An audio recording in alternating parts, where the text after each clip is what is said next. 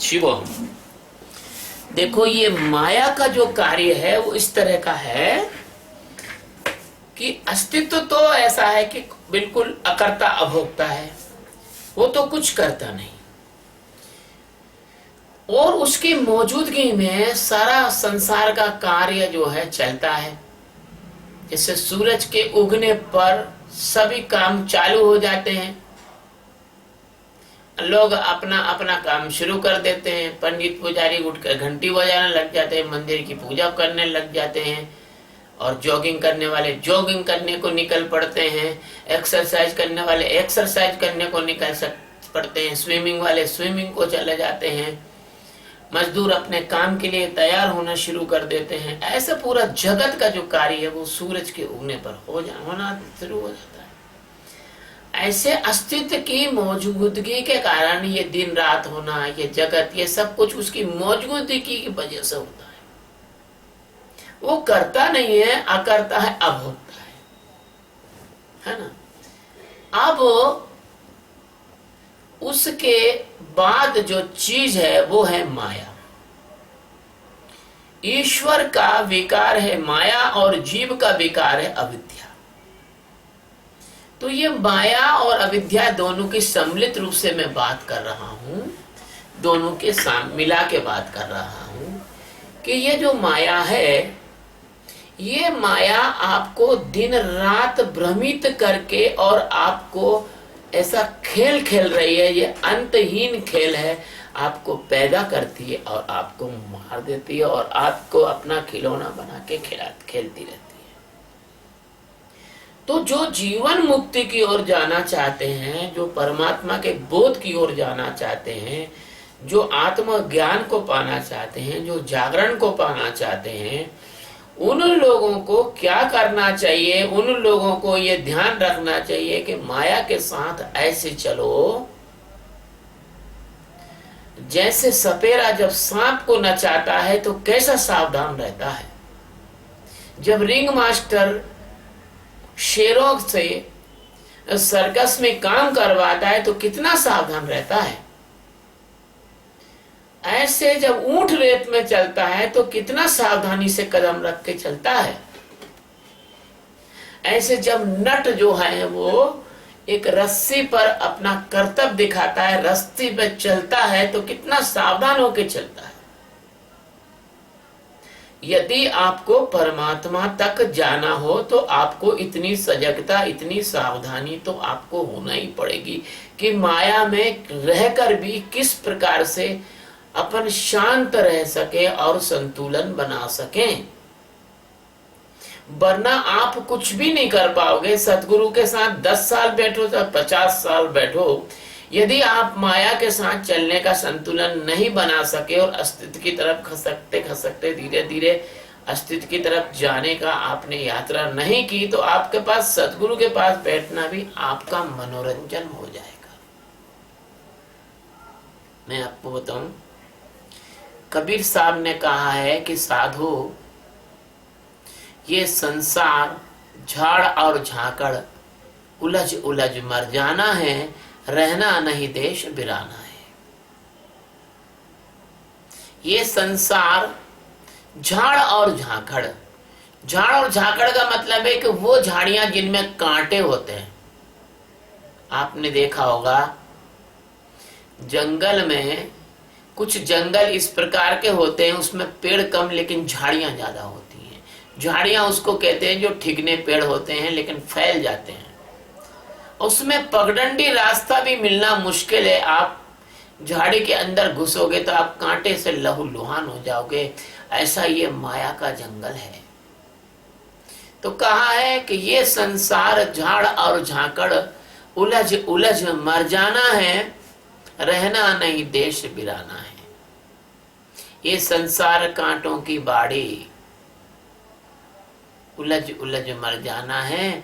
तो ये संसार जो है, आप इससे कभी अपेक्षा मत करो कि आपको ये सुख दे पाएगा। इस संसार के सुख की अपेक्षा करना ऐसा है जैसे आप मृग तृष्णा का पानी ढूंढ रहे हो। एक बार एक राजा जंगल में शिकार करने को गया। उसके साथ एक मंत्री था। जंगल कुछ ऐसा था कि उधर रेगिस्तान भी था, थोड़ा सा किनारे पे जंगल भी था। राजा को प्यास लगी तो मंत्री से कहा, मंत्री मुझे प्यास लगती है, कहीं से पानी की व्यवस्था करो।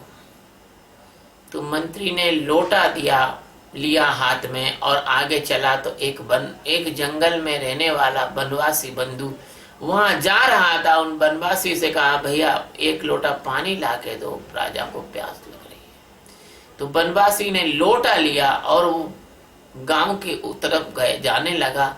तो मंत्री ने उसको बोला, इधर वहां कहाँ जा रहा है, सामने पानी दिख रहा है, वहां से भर के ला, नदी बह रही है। तो उसने कहा, महाराज ये नदी नहीं है, ये मृग तृष्णा है। तो बोले, तू ज्यादा जानता है कि मैं ज्यादा जानता हूं। तो उसमें 2 कोड़े लगाए फटाफट। तो बेचारा अब क्या करे, अब पानी भरने जाए रेत के उधर तो पानी तो नहीं मिलेगा, और अगर सही पानी ढूंढेगा तो गांव में कुएं से लाएगा पानी। उसने कहा, गांव में कुआं, इससे भर के लाता हूं।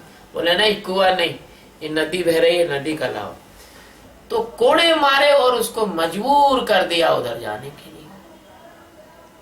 तो ये जो जीवात्मा है, ये जीवात्मा इस अविद्या के कोड़े खाकर और गलत रास्ते पर भेजा जाता है। बहुत कम लोग ऐसे होते हैं जो इस बात को, अब वो जानता भी है कि मृग तृष्णा है, लेकिन फिर भी जबरदस्ती उसको प्रारब्ध का कोड़ा मार के ढकेल दिया जाता है। तो बहुत कम ऐसे लोग होते हैं दुनिया में जो लोग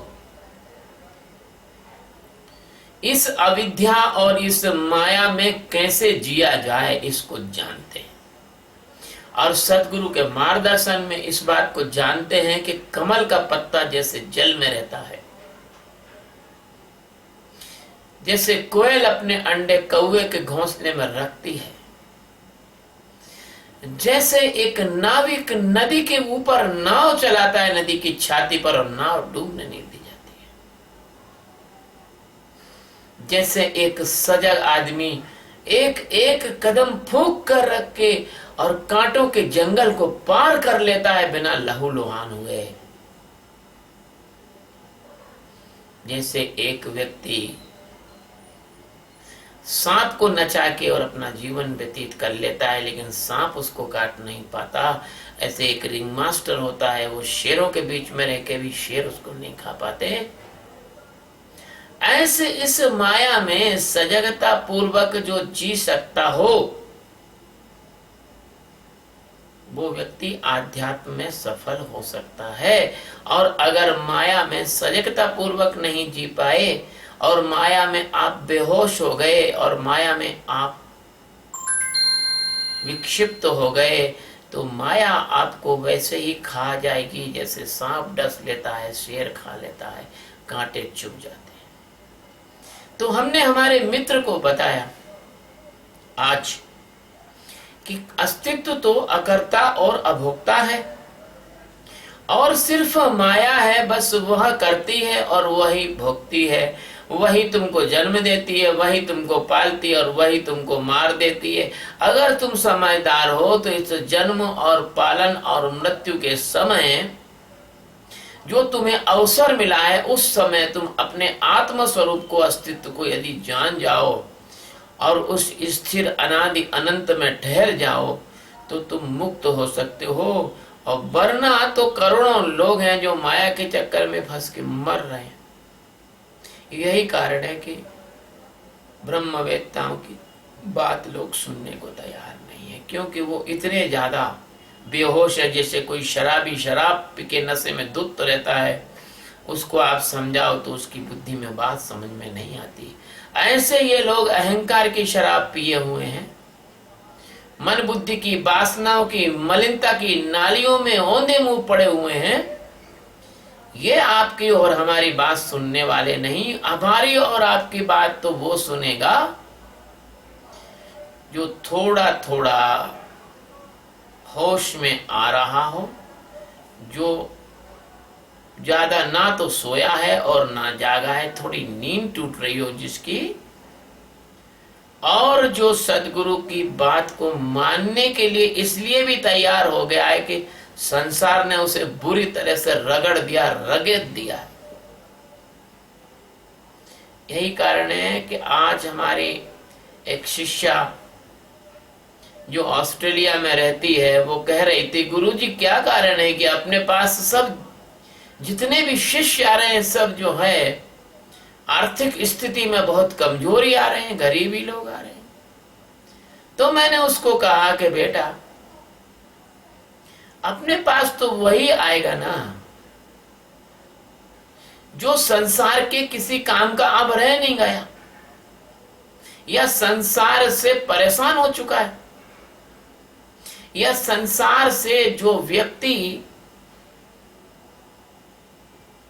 उपेक्षित हो या संसार से जिसका मन भर गया हो, वही आएगा। और देखिए, अगर कोई बुद्धिमान आदमी है और अगर कोई इंटेलिजेंट आदमी है तो वो क्यों विद्यालय का शिक्षक क्यों बनना चाहेगा? वो तो कलेक्टर बनेगा, एसपी बनेगा, कमिश्नर बनेगा। वो तो अगर बहुत ज्यादा चालाक और बदमाश भी होगा तो फिर वो बड़ा नेता बनने के चक्कर में रहेगा, या कोई बड़ा ठेकेदार बनेगा, या कोई बहुत ज्यादा चालाक होशियार और जुगाड़मेंट करने वाला हो वो बिजनेसमैन भी बनेगा। तो कहने का मतलब यह है कि जो सफलता पाने की लोगों की आकांक्षा है वो संसार में है। परमात्मा में जो सफल होना चाहे ऐसे लोग नहीं है, क्योंकि वो सुपर इंटेलिजेंट लोग हैं। वो उनके सामने ये जो इंजीनियर, डॉक्टर, कलेक्टर, कमिश्नर, नेता और ये सब बनने की इच्छा रखने वाले लोग हैं, वो उनके सामने ऐसे है जैसे कोई व्यक्ति पागल हो जावे और अपना समय बर्बाद कर देवे। मैं ये नहीं कहता कलेक्टर, कमिश्नर ये मत बनो, लेकिन मैं कहता हूं पहले आत्मज्ञान प्राप्त करो, ताकि कहीं ऐसा ना हो कलेक्टर बनने के बाद भी तो माया पकड़ लेगी तुमको,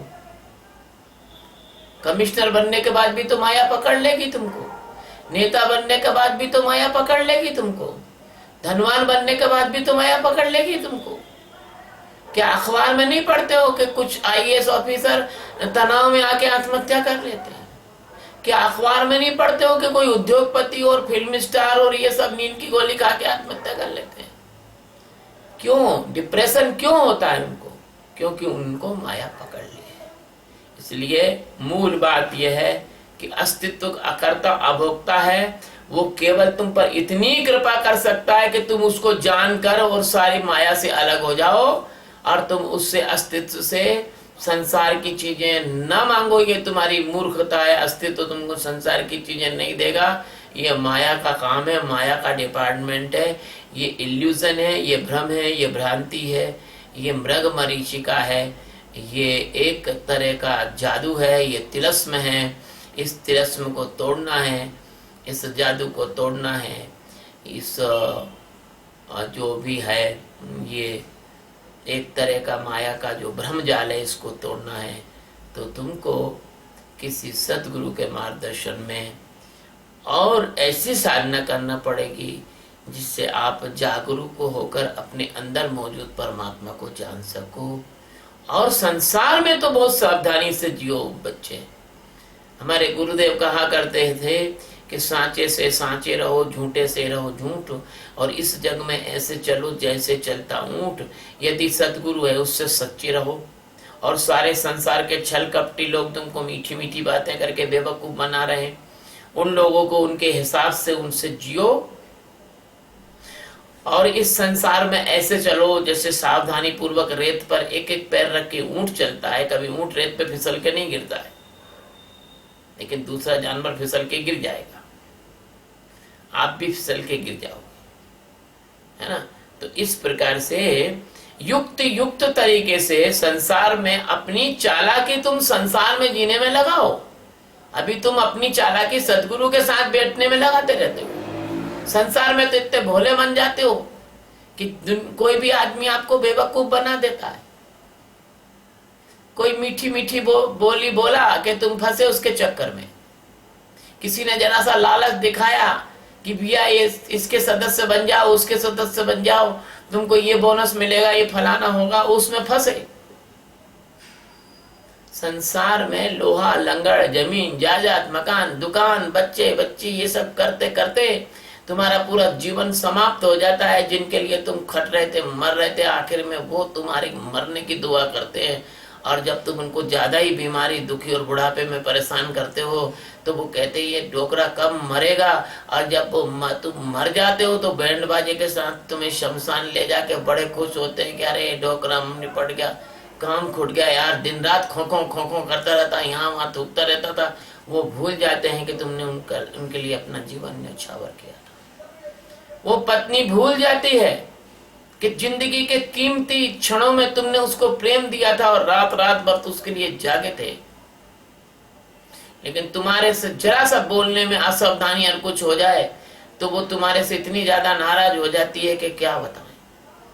वो बच्चा भूल जाता है बड़ा होने के बाद कि मेरे पिता ने मेरे लिए किस प्रकार से जो है अपना पेट काट के, अपनी इच्छाओं को दमन करके, अपने खुद की शौक मौज नहीं किए और मेरी पढ़ाई के लिए पैसा इकट्ठा करके मेरे को बड़ा डॉक्टर, इंजीनियर कुछ भी बनाया। और वो America, England, France, Germany, Japan बाहर चला जाता है पैसे कमाने के लिए और वहीं शादी वादी करके रह जाता है और अपने पिता को भूल जाता है और अपनी माँ को भूल जाता है। उसको पता नहीं उसकी माँ ने उसके लिए क्या क्या त्याग किए। ये सब संसार ऐसा ही है, ऐसा ही है। इसलिए तुम इस संसार से कहाँ दिल लगा रहे हो। इस संसार से दिमाग लगाओ और दिल अपना सदगुरु से लगाओ।